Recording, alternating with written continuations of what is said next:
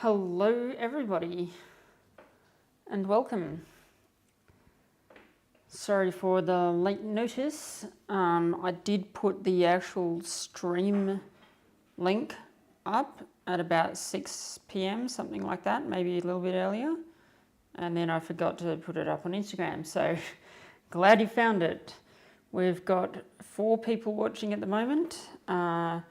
Dark Frosty, hello. Optisan, g'day. Stephen, g'day. Moo, hello.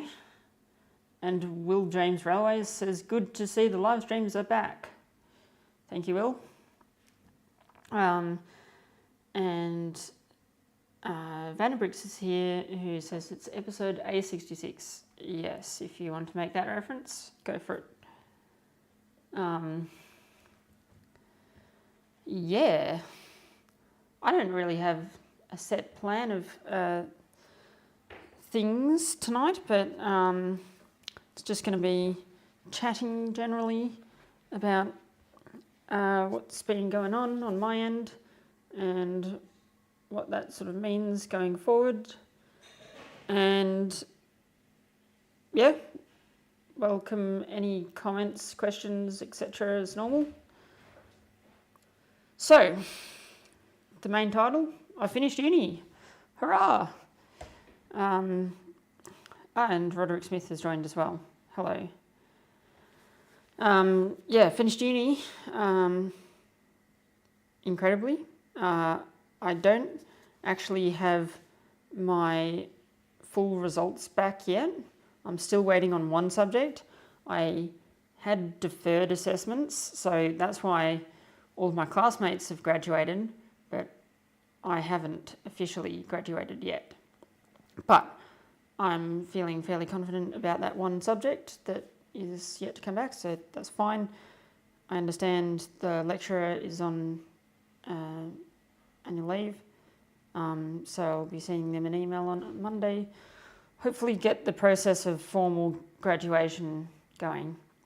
I won't be attending any sort of ceremony.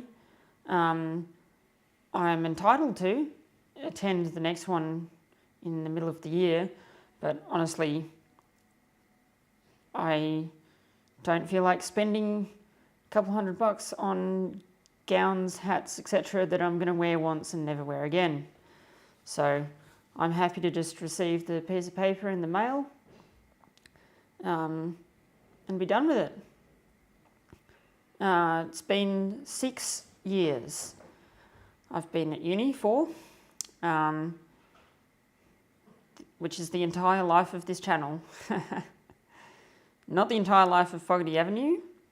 I started with Fogarty Avenue in 2015, I was at the end, it was October 2015, which was towards the end of year 11. And then, of course, the South Gippsland hiking series, that was my end of high school adventure in place of schoolies. And yeah, do I have an end of uni adventure planned? No, not this time, for reasons I'll get into in a minute. I sort of had an end of year thing when I spent 5 days at the competition for the racing car that I was building with a team of other students. We went up to Winton Raceway, which is near Benalla, and raced a 690cc, if you know motorbikes, it's a KTM 690 engine that we've sort of taken that and plonked it into a custom everything else racing car, single seater. So that was cool. G'day Tony. Sounds like the dog wants to come in, so I'll let him in.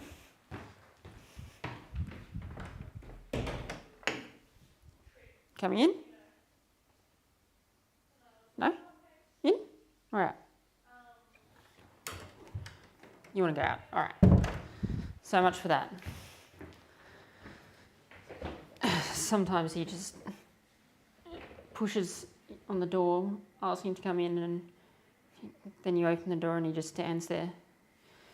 Anyway, so yeah, that was fun, the racing car. I'll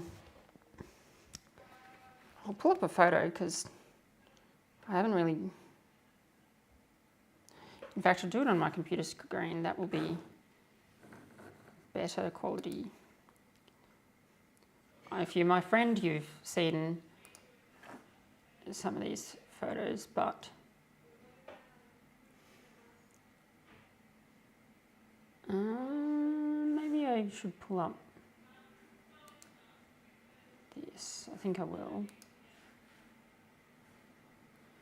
Bear with me.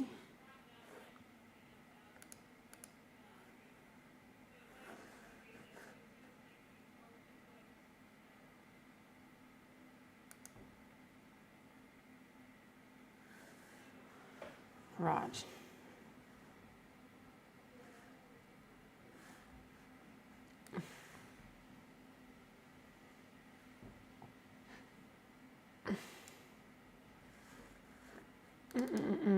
Something like this photo. I'll find a clear one.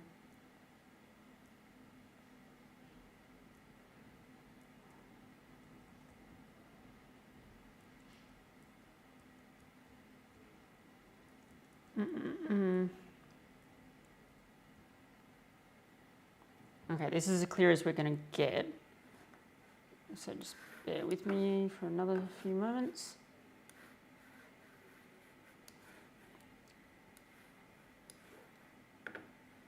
Screen capture. There we go. So yeah, everything you see there, custom designed, custom manufactured. All of the chassis and everything, and on the wings, they're all carbon fibre, made by students. If you can see that piece of carbon fibre on the radiator, yes, we had carbon fibre everywhere. That's one part that I helped to make. But yeah, it's pretty cool. Enough of that for now.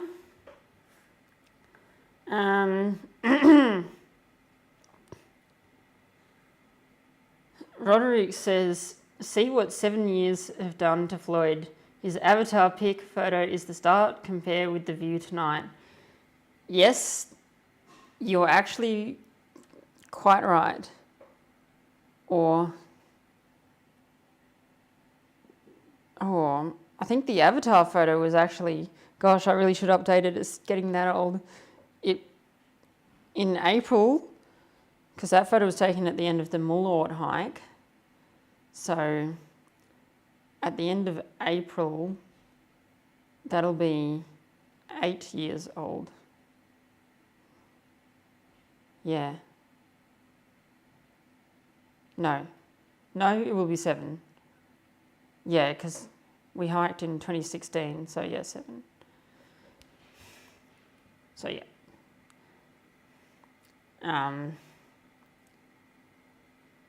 But yes,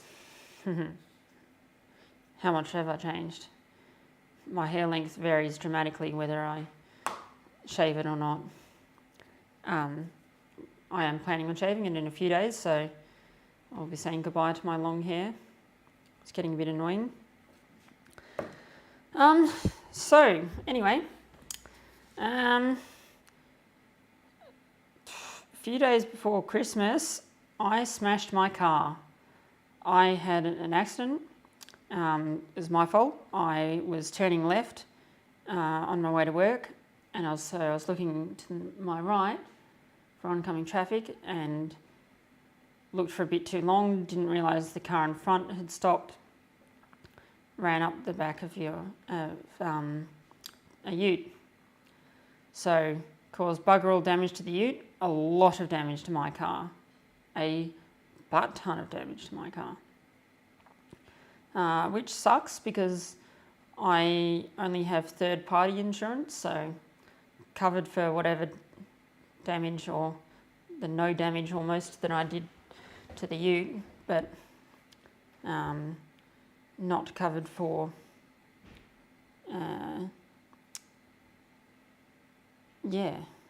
my car itself. So I'm going to get it repaired, but it'll cost me around $5,000, which I'm not very happy about, but it is what it is. Vandenbrick says, grow your hair out like mine. Yeah, I know you've got much longer hair than me, but I am not interested in very long hair. Never have been. I've always much preferred short hair, but I grow it out of laziness more than anything. And then I shave it because that's easy and doesn't cost anything. And then I grow it out again, and the cycle continues. So yeah, smashing my car is one of the big reasons why I don't have any real adventures planned for the moment.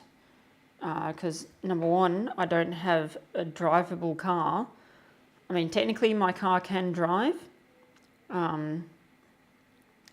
but it's in such a state that I don't want to drive it unless it's to somewhere to get quotes or getting repaired. And in the meantime, I'm borrowing cars from mainly my mum and sister, which, yeah, can't thank them enough for that. It's meant that I still can work and still can earn money, but my work is a bit unreliable, so I'm doing Uber Eats as well on the side. So, yeah. So, yeah, between that, all of that, it means that I'm not sure that regular videos are going to start up again too soon. I'm certainly not going to be filming anything new for a while because my camera, the microphone jack is a bit dodgy on it. So, yeah, I can't use an external microphone on my camera, which means that unless it's like not windy at all, which, hello, if you're chasing trains, it's probably windy. Yeah, it just means that I can't record good audio. I do fine with live streams because although the video is coming from my camera, the audio is plugged directly into the computer. And I've got software that's combining the two in real time. So, yeah, there's that. And so it's going to cost me like probably $500, I'm guessing, to repair the camera. And I would have had it repaired by now if it wasn't for my freaking accident. So I'm annoyed at myself over that, but what can you do? Will I get comprehensive insurance now? Who knows? Probably. I will for a bit. But yeah. Will James says, not a great solution, but the Sony cameras can use Sony mics and they use the hot shoe rather than the mic jack. Yeah, that's true. I am aware of that, but also it would cost me around, I don't know, a few $100 at least to get that Sony microphone that plugs into the hot shoe.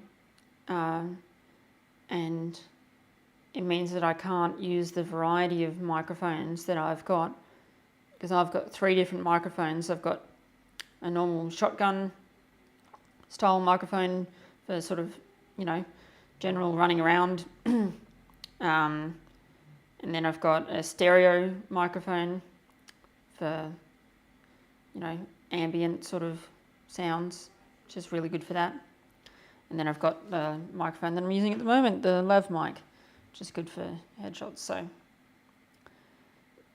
yes, absolutely, the Sony microphones would be a solution, but it wouldn't, yeah, I mean, you said it's not a great solution.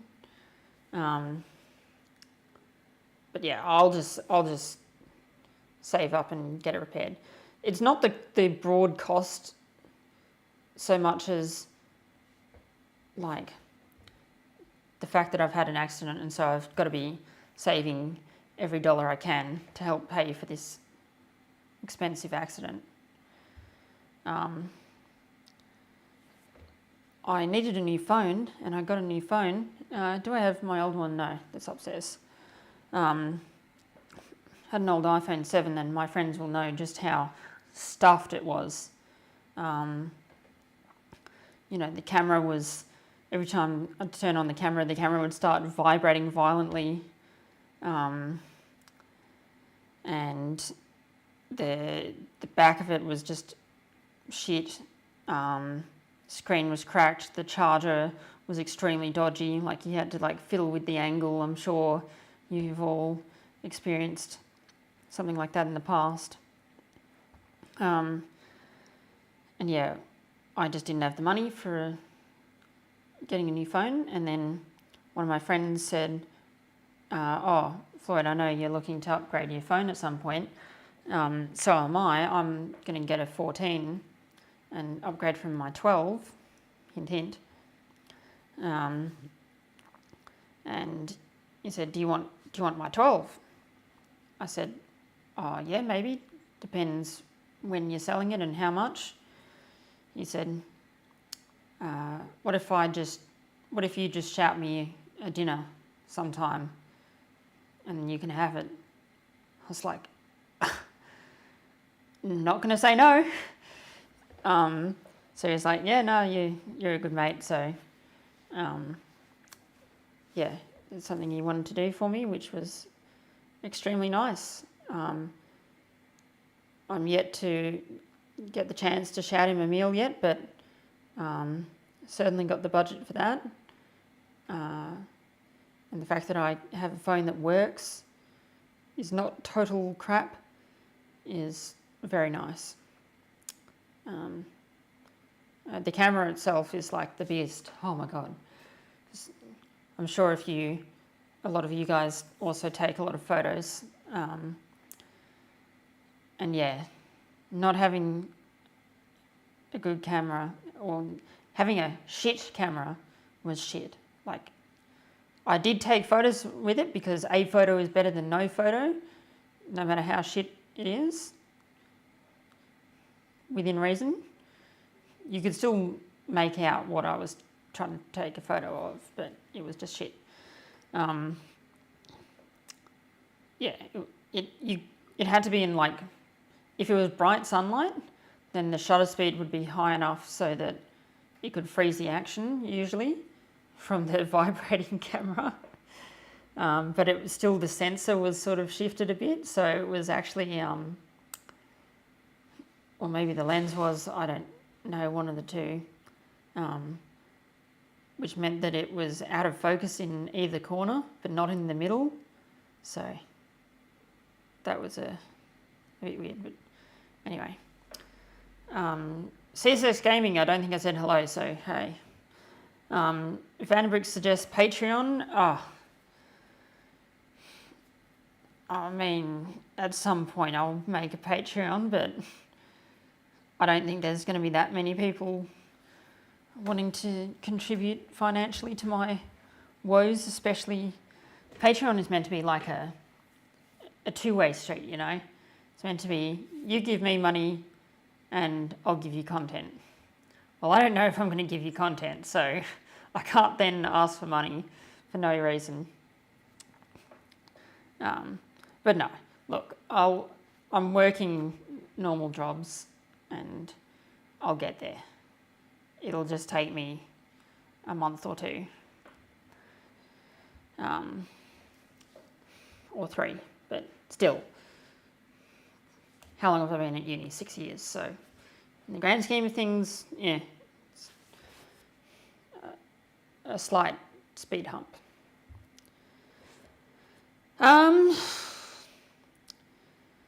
But I'll use that as a good opportunity to start talking about where I want to take things with the channel when I can start producing videos again. Because once I'm all settled down and everything's repaired and I've got money and everything, and it's like, okay, everything's in order now, I can start actually making videos. I don't know how much of my backlog, I've got like a large backlog of videos, but not all of them are really worth releasing.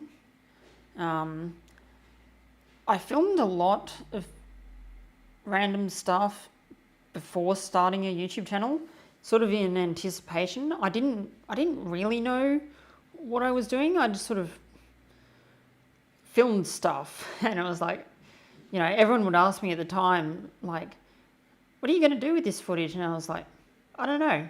I'll do something with it someday. When will that day be? I don't know. Mostly just like old trips. There's a few oldies and goodies, like the farewell broad gauge trips. I filmed bits and pieces of like my trip to Murrayville, Oyen to Murrayville.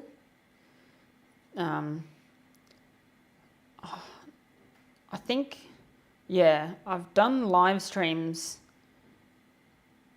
outlining the whole story of all 3 farewell broad gauge trips. I called the live stream Farewell Broad Gauge Trio or something like that. Went to Murrayville, Sea Lake and Menangatang on 3 separate occasions, back when we thought that all of those would be converted to standard gauge. Of course, Murrayville is the only one that actually has been converted, and I remember it was funny at the time, we had the Farewell Broad Gauge tour, and then it came out that, actually it's going to be delayed a few months. And so we had the second Farewell Broad Gauge tour to Sea Lake and Menangatang. And then it's like, it's going to be delayed a few more months. So, okay, so we had a third Farewell Broad Gauge tour. And then it sort of became increasingly clear to everyone that, okay, the standard gauge is not happening. They've blown all their budget on not even finishing stage 1. They're not going to get the money for stage 2 and 3 of the Murray Basin project. So, now there's just been a revival of tours. 707 run quite regular tours to Sea Lake, 2 or 3 times a year, and Menangatang as well. I think that was the best thing to come out of that, was that sort of northwestern area of Victoria really had a deficit of tours from sort of late 2000s to late 2010s. And now it's seen a revival from late 2010s to present. So that's awesome. They're pretty cool destinations. If anyone hasn't visited those areas, and I know that the full weekend tours are expensive, I still can't afford one, so you can do what I did, which is not it still costs you a bit, but it's a lot less, and that is travel by car, camp overnight, either in your car if you've got a nice big car like I have that you can sleep in the back, or just bring a tent. It doesn't have to be a brilliant tent, just go down to your local camping store or whatever and just get a tent, sleeping bag, sleeping mat. It's all you need. You'll use it on so many tours if you can deal with camping. I say deal with camping like it's a shocking thing. It's not. You got to put up with a little bit less comfort than your bed at home, but that doesn't mean you're going to be uncomfortable. You know? In fact, if you're uncomfortable, then you need new gear. You need stuff that's actually going to be not crap. Does it need to be the most expensive stuff? No, just not crap.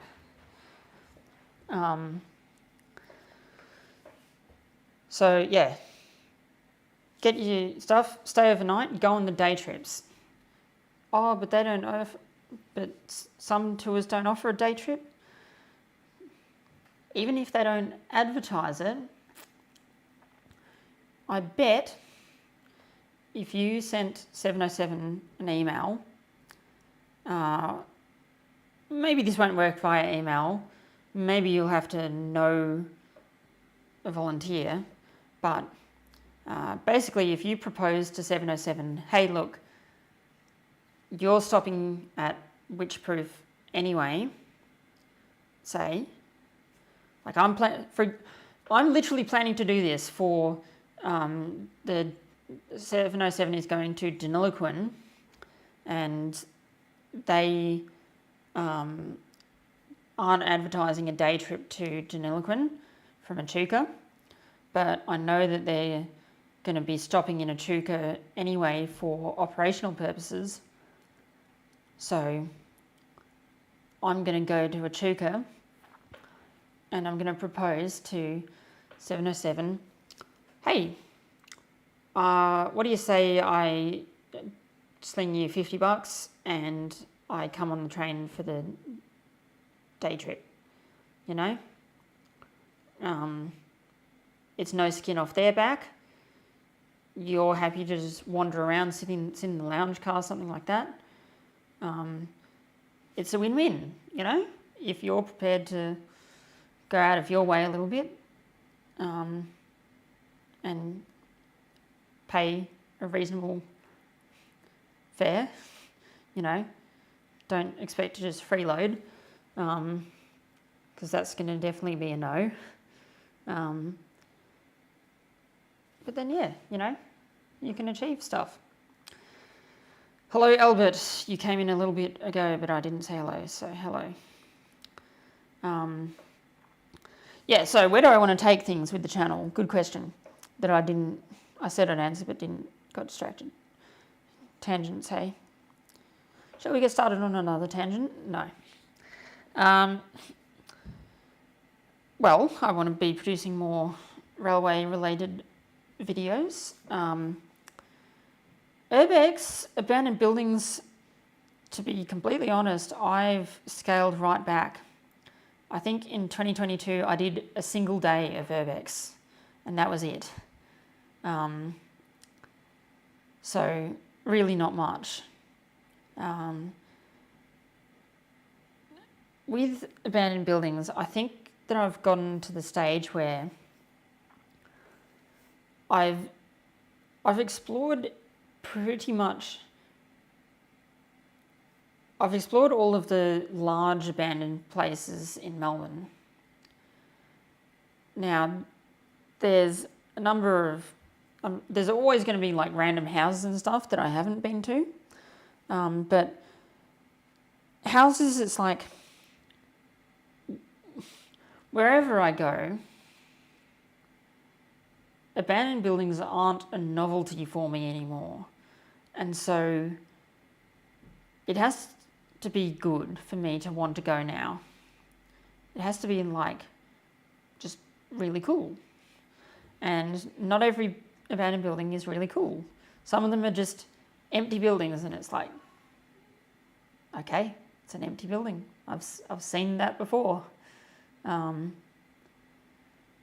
Some empty buildings can be cool, but most of the time they're just an empty building, you know?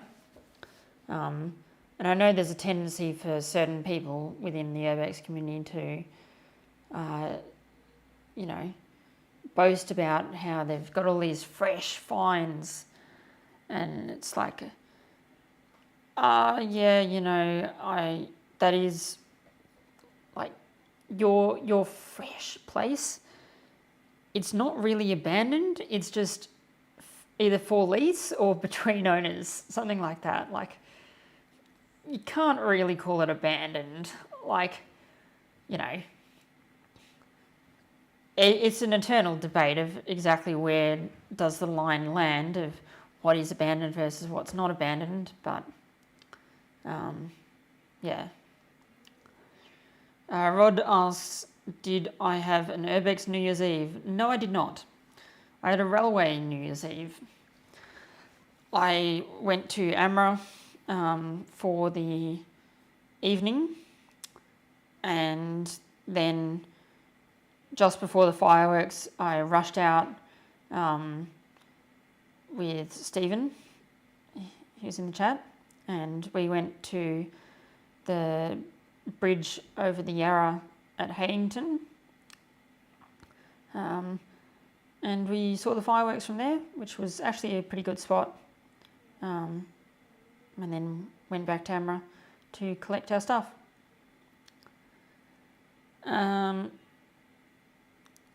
Yeah. And g'day Brian Wilson. So yeah, all of that about Urbex to say that I'll be filming the occasional Urbex video, but it won't be that regular. There's definitely a few Urbex videos in my backlog that I want to get out. I mean, the one that I've been talking about forever, which is Morwell Power Station. I'll definitely try and do something with that, because that was just an awesome place. And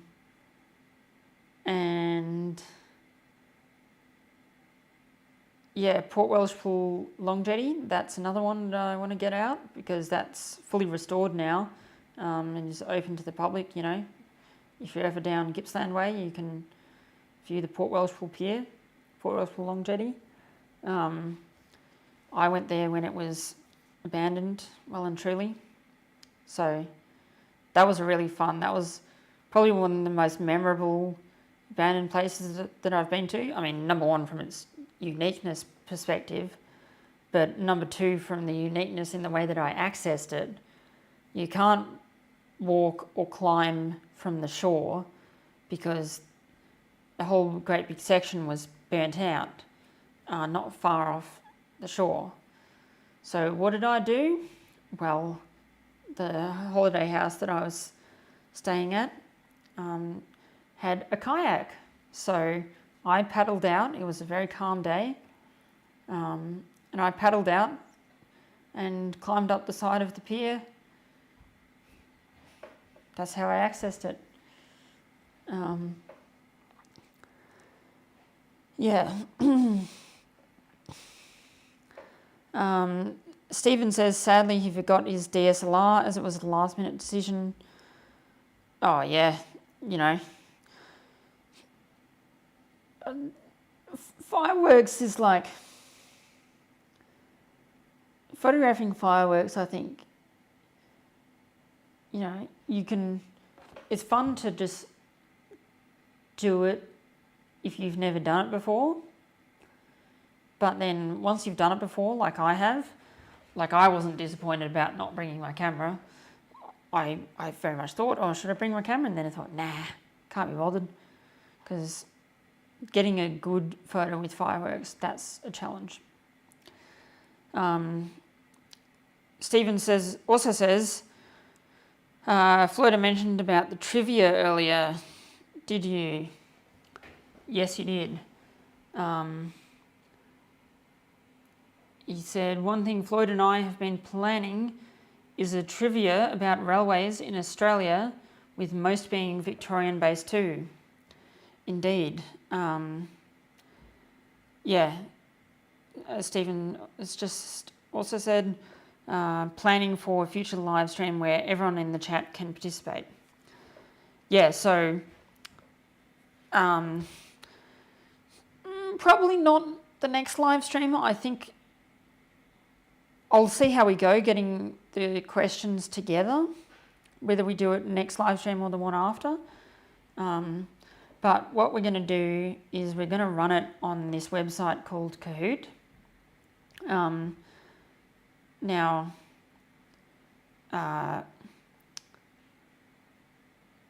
yeah, I'd have to also double check that the timing works out with the slight lag that's in the live stream. Although I think I can manage that a little bit better as well. A little bit of testing to do, I think, actually, before we commit to saying 2 weeks' time. But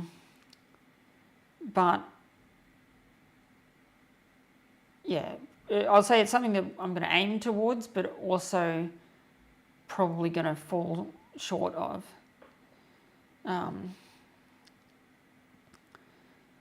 So yeah, this website called Kahoot is, a lot of you may have used it in school if you're younger.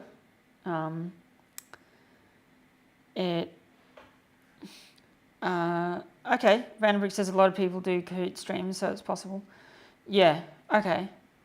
I just know with like the timing and everything of how it works, I've just got to make sure that the latency isn't too bad and that I adjust like how much time there is for each question and stuff like that. But yeah, no, I think it'll be all right. I just need to like make sure that everything on my end is good. Yeah.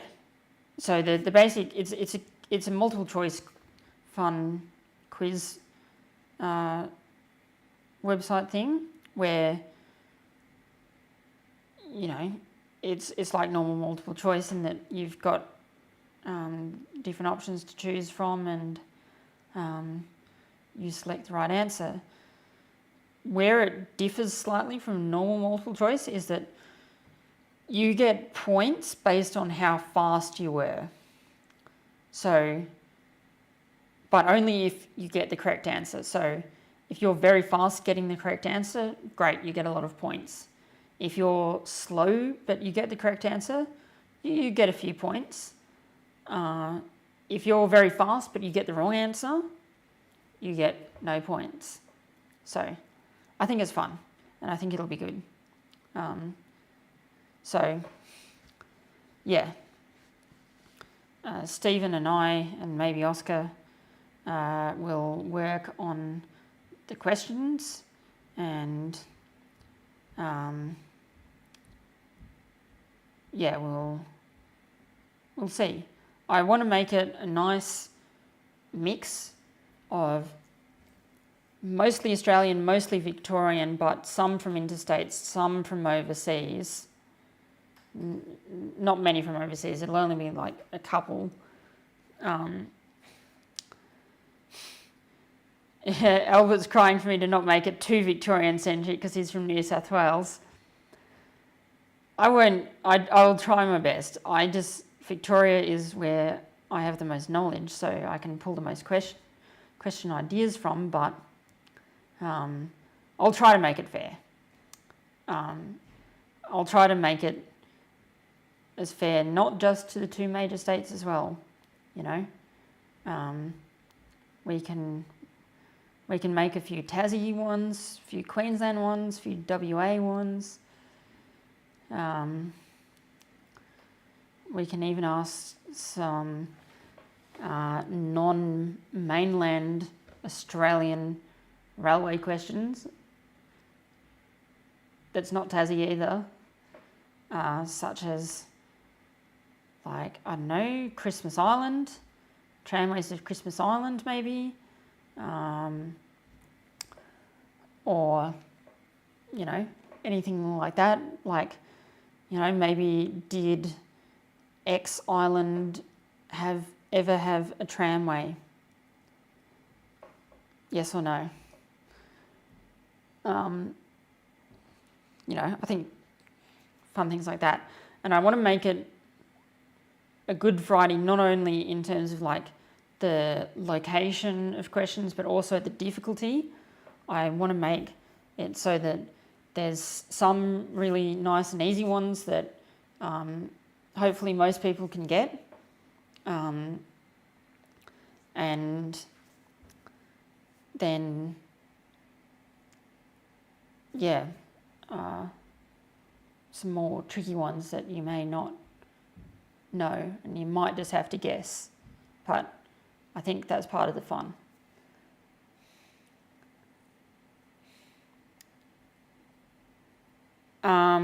Brian Wilson says, don't forget to see what, if any, lag there will be for those of us not on in the eastern states. Yeah, there's not really a good way for me to test that. All I can say is I will do my best to minimize whatever lag there is, and I will do my best to make sure that everyone has a chance to answer. Now, I'm pretty sure the way that Kahoot works is that you see the question anyway on your end, because everyone sort of, you essentially get a code. I put up a code, and then you enter that code, and that brings you into the quiz room. And then you can see the questions as they come up on your phone or your computer or whatever. And you're timed, your points are based on when you saw the question, not when I sort of, put it,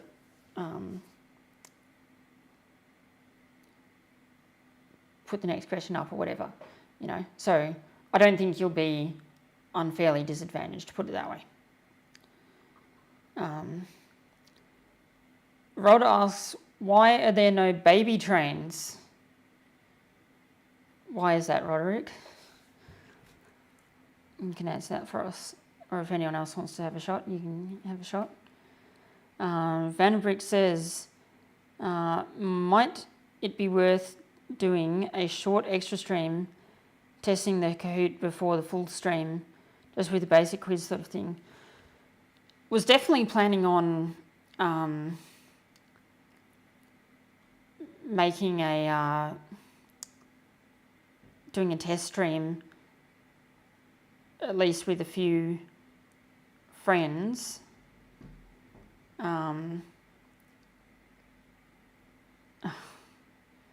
Rod's put a very, yeah, okay.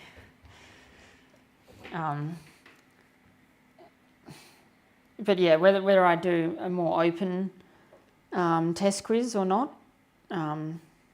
that's not a bad idea.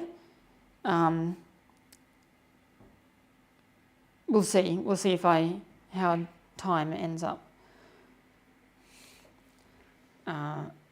Yes, Roderick says the mail train always pulls out on time. That's why there's no baby trains. Yeah, okay. And hello, I'm not going to try and pronounce your name. Yeah, how are we going for time, speaking of which? 45 minutes, not too bad.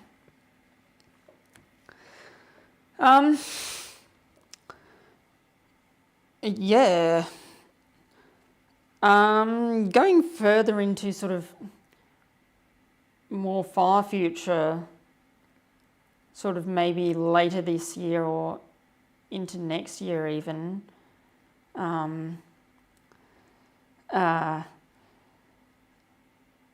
you know, where are my goals? What do I want to do? I think what I've always sort of wanted to aim for with my railway content is like, I want to make, and I know this is a tough one, I want to make sort of TV style documentary videos, whatever you want to call it, with a sort of YouTubey twist to it. Like, I'm going to be this, I'm not going to have a camera crew or anything like that. And that's where the sort of YouTubey twist will come in, I guess. But I want to make it sort of TV style, but the one thing that's always bugged me about the TV train shows is that it's sort of like the train, even like Michael Portello's railway journeys. Railroads Australia fan, right? Railroad Australia is a different category. But like, something like, I'm talking the railway shows that get a good rap amongst non-railway enthusiasts, such as Michael Portello's stuff. However, I'm acutely aware that part of the reason why Michael Portello's shows are so popular with non-railway enthusiasts is they don't focus that much on trains. They certainly feature trains, and they feature some of the journeys and stuff, but there's very little detail. So, I'm not expecting to be Michael Portello, but I sort of want to aim in that general direction. But my ultimate goal is to have it enjoyable by both railway enthusiasts and non-railway enthusiasts, which is not an easy task, but hey, we'll see how I go.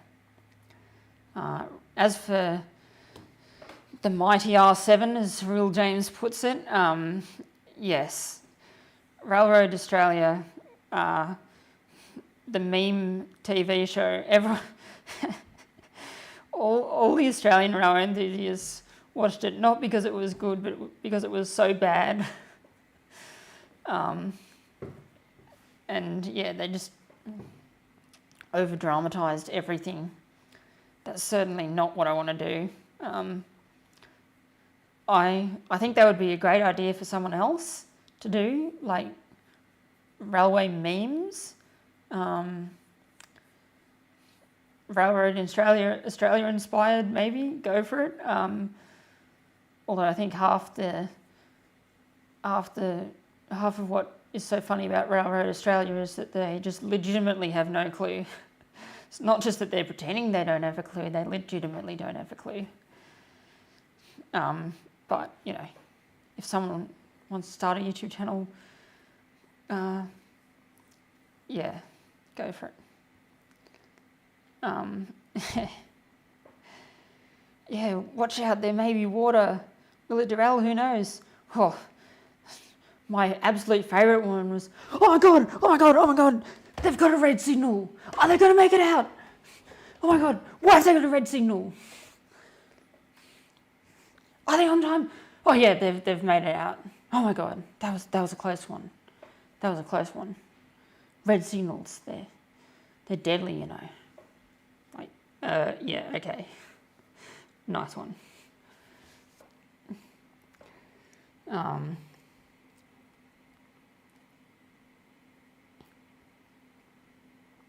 Roderick Smith says, most of those rail series are hopeless, totally agreed. Portillo beats most, totally agreed. Palin is worst.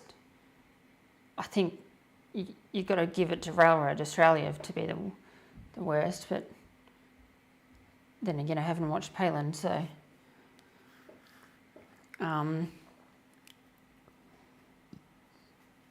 But yeah, it's like I want to try and show the general public what is actually so good about trains, because there's lots of stuff that when I speak to my family who are not railway enthusiasts, they don't really care too much about the trains, but they love the adventure. So if I can highlight the adventure and the trains together, that would be my dream.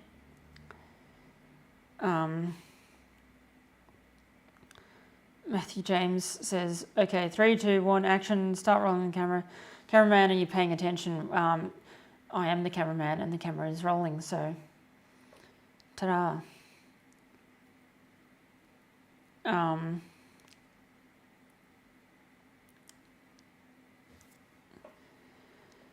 Vandenbroek says Les should make it.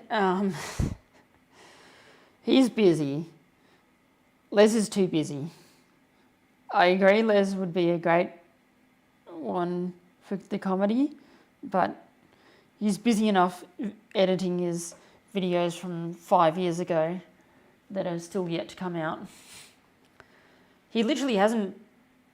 Okay, that's not quite true. He's barely filmed anything in the past 2-3 years, maybe even 4. And he's just got heaps. Rod says, Floyd's already done the pilot with his Queensland series, including finding a shower in a train for the general public. Yes, absolutely. The Queensland series was a pilot, if you like.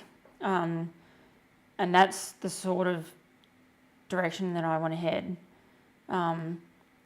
Looking back on the Queensland series, there's little things that I would do differently. But yeah, I certainly wanted to show the adventure and feature the trains, but also, feature the adventure, feature a bit of the towns that I go to, because that's half the reason I travel, you know. I always want to stop and see the towns. I think the main thing with Queensland was it was a bit long for not railway enthusiasts. I think if you're a railway enthusiast, the length was just fine. But if you're not a railway enthusiast, it probably went on for a bit long. So I would cut it in half, basically.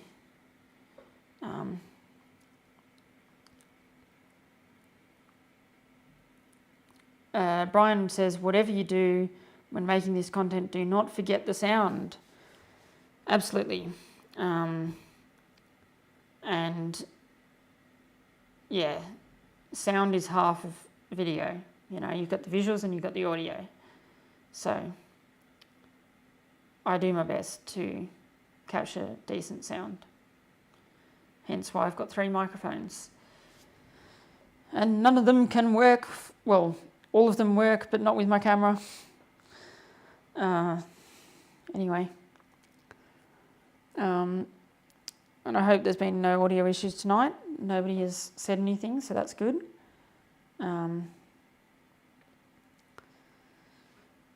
know the audio can get a bit distorted on stream sometimes, and I don't really know why, because everyone reports like it sounds like I'm blowing out the microphones, but from the, you know, I've got, I can't listen to the audio in real time, but I've got, I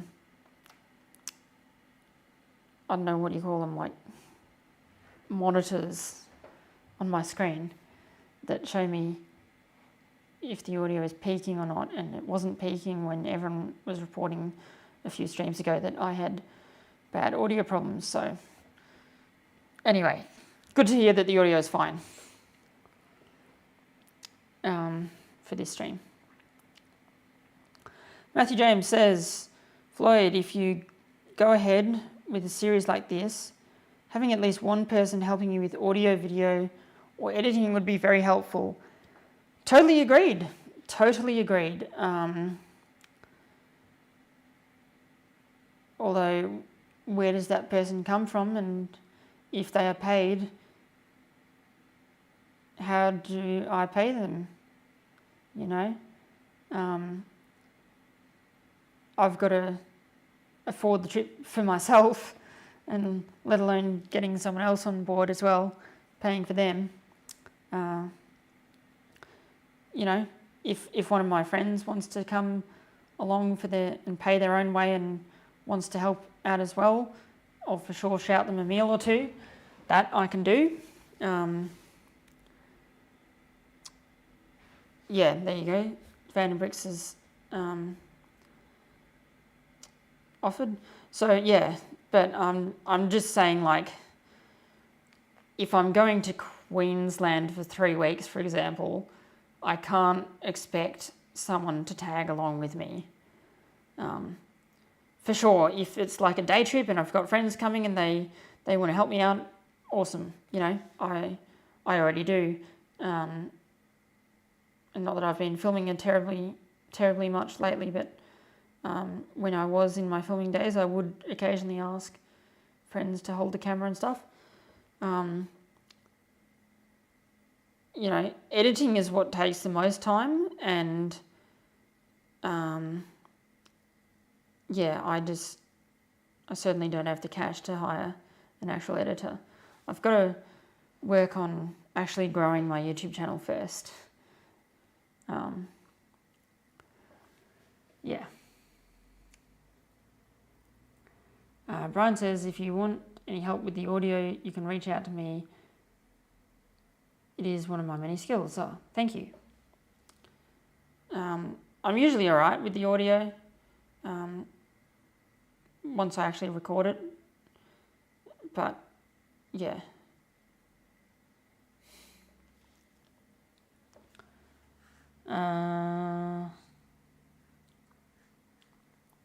Yeah, all I'm saying is, like, I can't afford professional help, paid professional help, at this time. In the future, if I get to that stage, absolutely, I'll do it. Because it's definitely helped, but yeah. But day trips, I'm usually not in great need of help. Even the trips, I can just, like, filming isn't a big deal for me, really. I can do most of the filming myself without any trouble at all.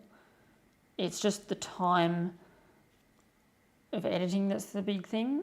And, you know, I'm learning. I will learn to edit better and edit faster, and yeah, I'll be all right. Rod says, Palin is on a D-How.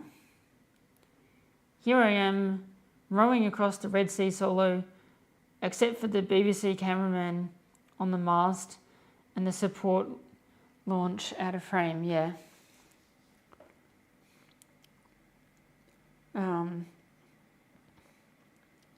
Yeah, there's a lot of those solo TV shows that it's like, yeah, solo, apart from the massive TV crew in the background that you don't see. You know, I actually saw a decent TV show once called The Beach. It was on SBS. What was the guy's name? He's an Australian Aboriginal filmmaker. I forget his name, this guy's name. But anyway, it's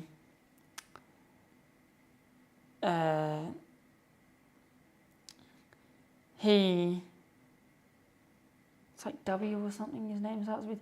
Anyway, he made a sort of film where he was solo for most of the time, but he had a camera people and other people check in on him some of the time. The TV show itself was mostly, how do I describe it? It was like, there wasn't much dialogue. There was very little dialogue. Because he was the only real person, or was he the only person? I think he was the only person that featured in the film. But it was filmed in such a way that you could tell that a camera crew was there at times. But yeah, I don't know, just striked a nice balance in my mind.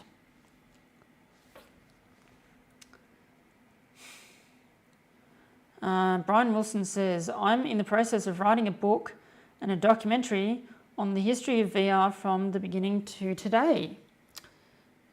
Very interesting. I assume you've got a copy of VR to 62.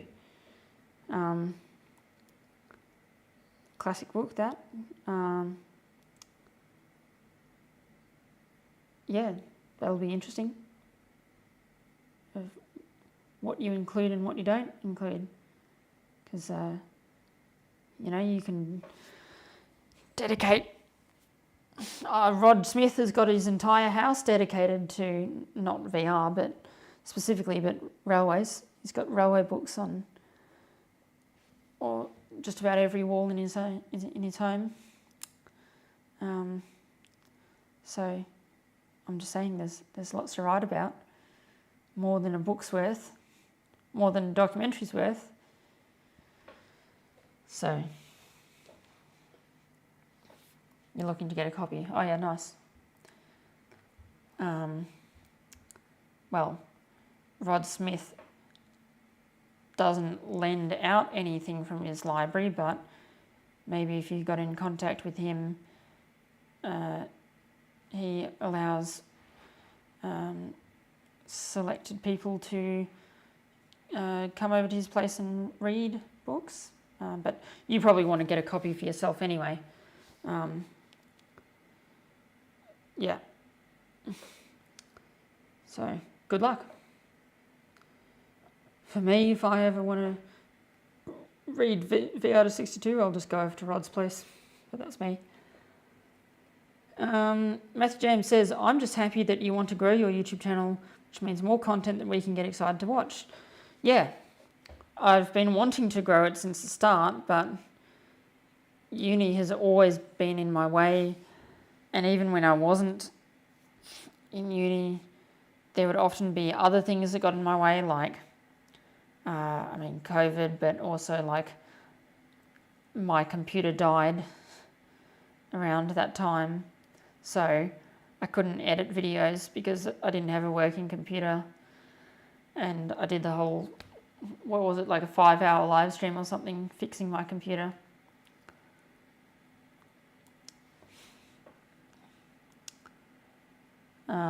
Brian says, I have started my Railways book collection with a copy of the Hitachi Drive's instruction manual.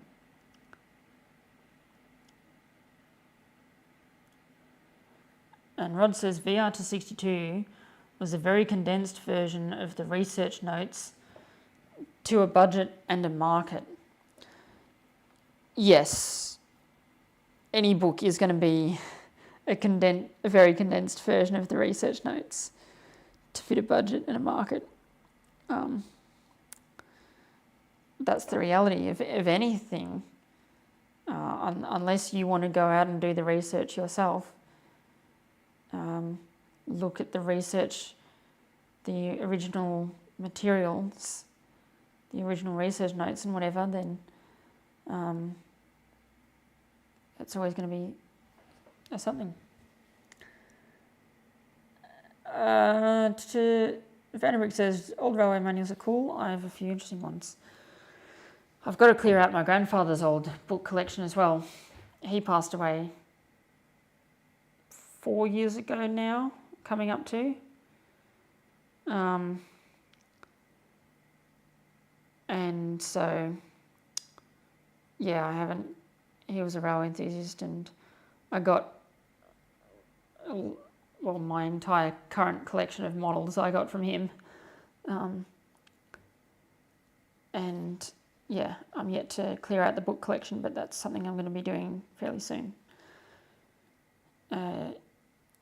If I find any good VR research books that I'm wanting to sell, then I will hit you up, Brian Wilson, see if you're interested.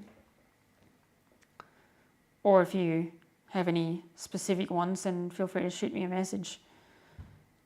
If you want me to look out for it.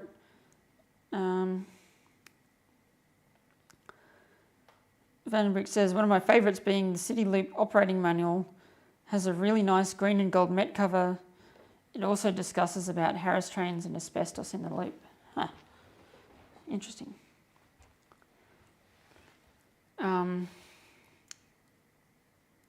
find on Facebook anytime. Cool. Looks like we've just ticked over the hour mark, an hour and 6 minutes. And I think that I've covered pretty much everything that I wanted to cover, which is nice. Is there anything else that I want to cover? Or is there anything else that, any questions or anything that anyone has?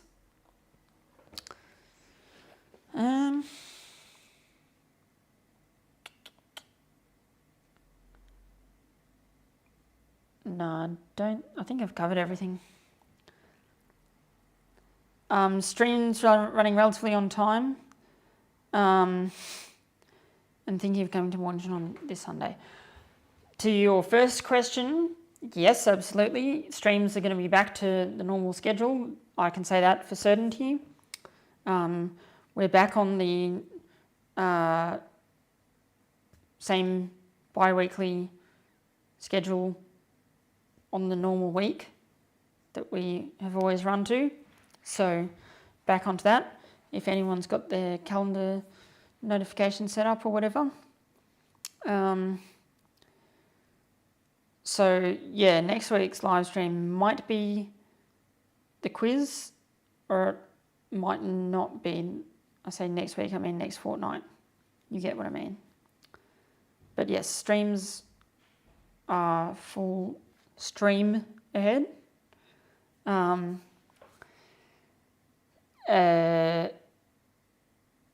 And you meant with this stream running to within its hour time limit. Yeah, okay. Yeah, that as well. I don't want to make the streams, I'm happy if they run like a little bit over, but I don't want them to always balloon out. Am I thinking of coming to Mornington this Sunday? No, unfortunately not. I know there's a bit of a pilgrimage going on, but I'm going to Venus Bay tomorrow with my racing team colleagues. Is that the right word? Fellow students, ex-students, I don't know what to call us, ex-teammates, whatever. I'm going there tomorrow, so that's gonna take up my time tomorrow, and I know tomorrow is Saturday, not Sunday, but then that means I'm putting off stuff that I need to do, so I won't be coming to Mornington on Sunday. I need to do things at home, principally clean up this desk, because it's a mess. I've done bits and pieces, it's not too bad, but it's very dusty, and so that's one of the things that I need to do out of a long list. And then I need to get back to working so that I can pay off my freaking car. So that's my immediate future plans.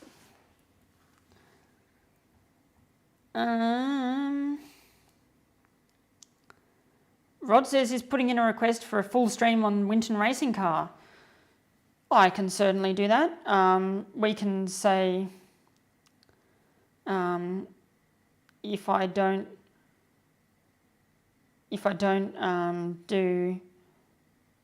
can't get the quiz together in time for 2 weeks for next stream, then I can do the racing car. So stream the quiz and the racing car. They can swap around as needed. But yeah, if everyone's happy with that, we can go for the stream on the racing car.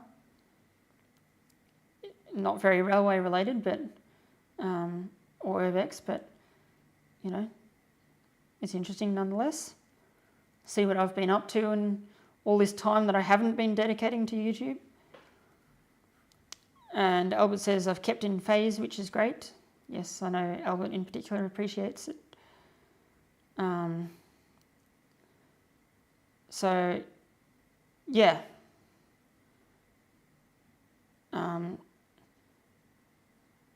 can everyone who's not Rod in the chat say yes or no for a future stream on the racing car? Just so I can get a bit of an idea of interest. Yes, no, maybe. Otherwise, I'll also probably do a poll on Instagram at some point.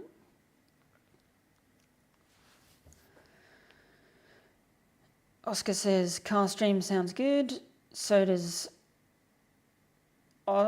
Stephen, Albert, and Brian. Okay. And Matthew James. Yes. Awesome. Cool. Glad to see there's interest. And we've had a pretty consistent viewership tonight, which is nice. Usual numbers. So that's nice as well. Glad to see everyone coming back. And I'm sure you're all glad to see me back as well. Anyway, we could rub it on until the sun comes up. In fact, I know Rod has told me of many times where you would know the slideshow is over when when the room started to lighten up because it was now morning. All right. That's it. Thanks for watching, everyone, and I'll see you in 2 weeks' time. Bye for now.